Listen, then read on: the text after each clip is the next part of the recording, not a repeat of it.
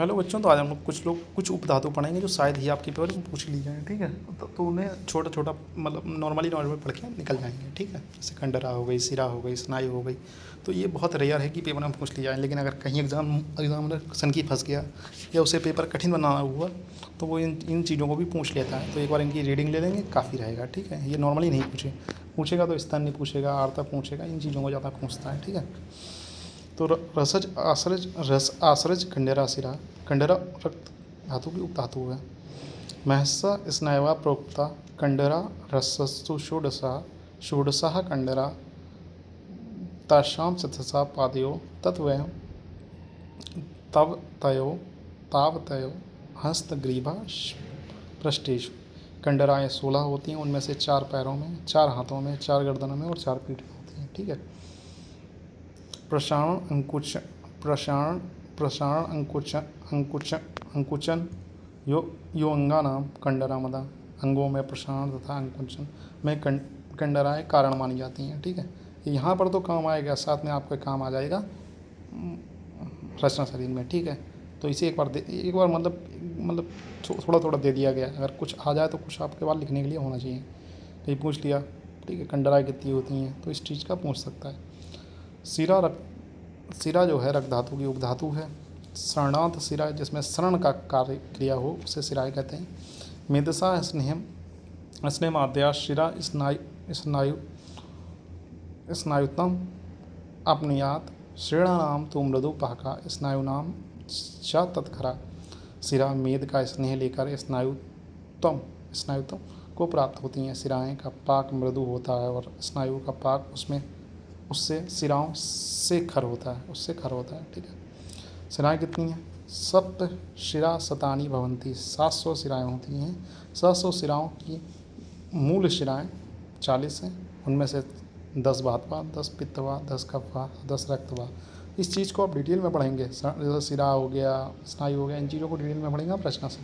ठीक है, उसका मॉडर्न को रिलेशन भी पढ़ाऊँगा। ठीक है, जब पढ़ाऊँगा तो संधि बंधीकरणों दोष धातु व शिरा हृदय रसो निश्रयति तस्मेद च सर्वशा सिरा भी हृदय चैती तस्मात् तत्प्रभा शिरा। यानी कि आचार्य बहेल के अनुसार सिराओं द्वारा हृदय से रस का संवहन संपूर्ण शरीर में होता है तथा सिराओं द्वारा ही प्रभाव से वापस हृदय में आता है। यहाँ पर इन्होंने तो हम लोग कहते नहीं सिस्टमिक सर्कुलेशन, उसी चीज़ को इन्होंने आचार्य ने बहुत वेद संहिता में बहुत पहले ही सिस्टमिक सर्कुलेशन का पूरा वर्णन कर दिया गया। इन्होंने कहा जो खून है पूरा, वो पूरे शरीर में हृदय से जाता है और पूरे शरीर में कहाँ से आता है? हृदय से ही, मतलब पूरे शरीर से हृदय में आता है।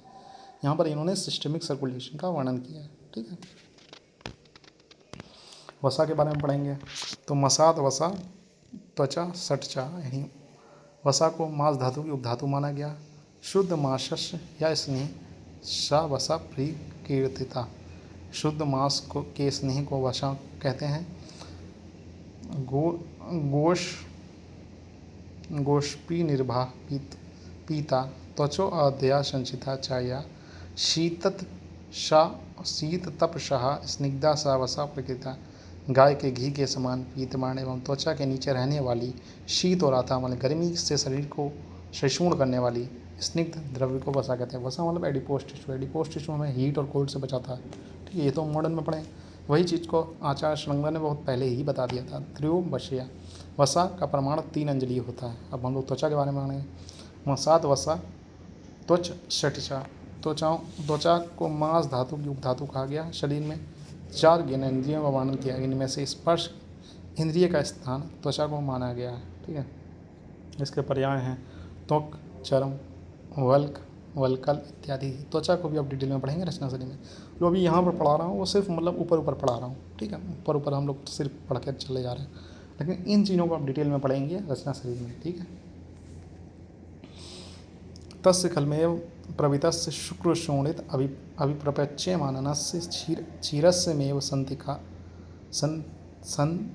संतानिका सप्त त्वचा भवंती। आचार्य चरक हैं, उन्होंने 7 त्वचाएँ बताई। आचार्य चरक हैं, उन्होंने 6 बताई हैं। ठीक है, सुश्रुत 7, चरक 6, इस तरीके से याद कर सकते हैं। आचार्य सुश्रुत के अनुसार भूतात्मा अधिष्ठित शुक्र और शोणित के पक्व होने पर जिस प्रकार दूध में मलाई आ जाती है उसी प्रकार 7 त्वचाएं के स्तर बनते हैं। शुक्र शोणित के संयोग होने के पश्चात जब आत्मा प्रवेश करती है तब पित्त के द्वारा परिपक्व होते हुए गर्भ के पृष्ठ भाग पर तप्त हुए दुग्ध से ऊपर मलाई के समान त्वचा परिपक्व होते हुए मलाई के समान त्वचा के अनेक स्तर बन जाते हैं और सर्वांग परिपूर्ण गर्भ के शरीर को चारों ओर से ये स्तर मिलाकर त्वचा का निर्माण करते हैं। वस्तुतः सब त्वचाएं या षट त्वचाएं स्वतंत्र न हो कर एक ही त्वचा के स्तर होते हैं और इनका क्रम बाहर से भीतर की ओर होता है। तो यहाँ पर हमने पूरी टेबल है, ठीक है। आचार्य सुश्रुत ने 6 बताई हैं, आचार्य भगवान ने भी 6 मानी है। क्या कौन कौन सी? देखो, आचार्य चरण ने उदक धरा, अश्रक धरा, तृतीय, चतुर्थी, पंचमी और षष्ठी माना है। आचार्य जो सुश्रुत हैं, इन चीज़ों को इसको याद कर लोगे यहाँ तो ठीक रहेगा, नहीं याद करोगे तो आपको इसे रचना शरीर में याद करना पड़ेगा, मतलब आप बच नहीं पाएंगे, याद तो करना ही पड़ेगा आपको। अभिभाषणी, लोहिता, श्वेत, ताम्रा, वेदनी, रोहिणी, मास्तरा, अलास, आले आले आले श्वेता, श्वेता, वे रोमा, इस तरीके आले श्वेता वे रोमा, सबका पहला अंचल ले लेंगे। आले श्वेता, श्वेता, वे रोमा, इस तरीके से याद कर सकते हैं आप 6 लेयर। तो उदक आश्रक तो याद ही हो जाएगा, तृतीय, चतुर्थी, पंचमी, षष्ठी, तो ये तो याद हो जाएगा। उदक आश्रक, तृतीय, चतुर्थी, पंचमी और प्राणधरा, ठीक है। इन्होंने 6 लेयर को प्राणधरा माना है, ठीक है। तो ये दोनों तो याद हो जाएंगे। इसको याद करने का अलास्ता वेरोमा करके याद कर सकते हैं, ठीक है।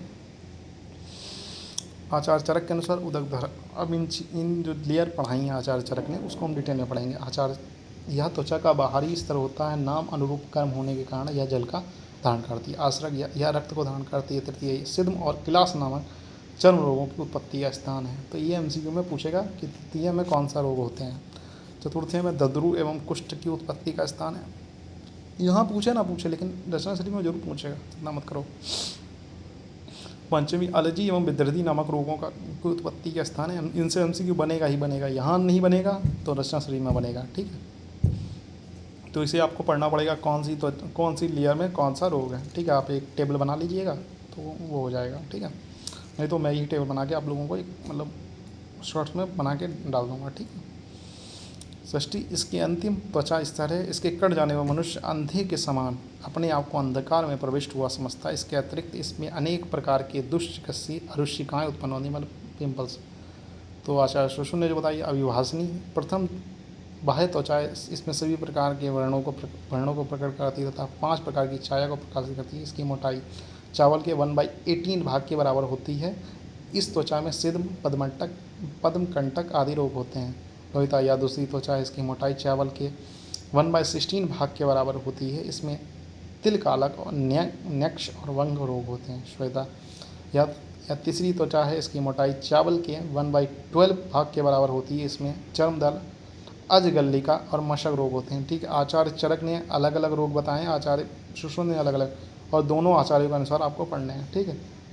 इसका मैं पूरा आपको एक शॉर्ट बना के दे दूंगा, ठीक है। आचार्य चरक और सुश्रुत का कौन कौन से रोग हैं, कैसे कैसे पूरा हो सकता है, तो बना के दे दूंगा आप लोगों को, ठीक है। चिंता नहीं करने का, याद करा देंगे।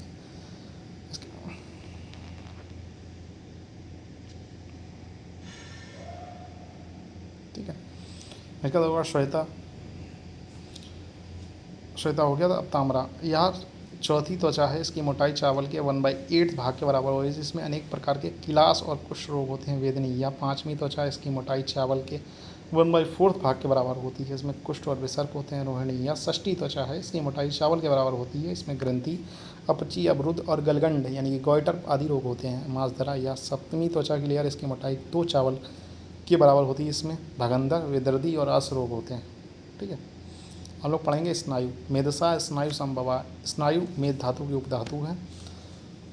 मेदसा स्नेहम आद्या शिरा स्नायु तुम अपनियात शिराराम तो मृदु पाका स्नायु नाम च तत्खरा, ठीक है।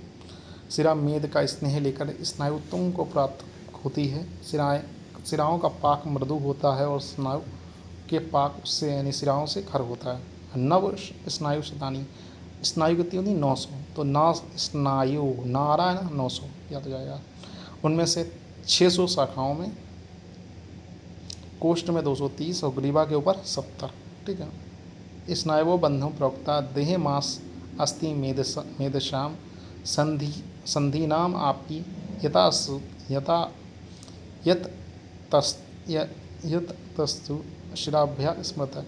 स्नायु शरीर में, यानी मतलब लिगामेंट्स कह सकते हैं उसे, शरीर में बंधन का कार्य, शरीर की दबाव एवं तनाव से रक्षा करते हैं। इसमें अंगों में स्थिरता एवं लचीलापन प्रदान करता है। ठीक है बच्चों, तो आज के लिए इतना ही। मिलते हैं नेक्स्ट क्लास में। तब तक के लिए हैव अ नाइस डे। पढ़ते रहें और मस्त रहें।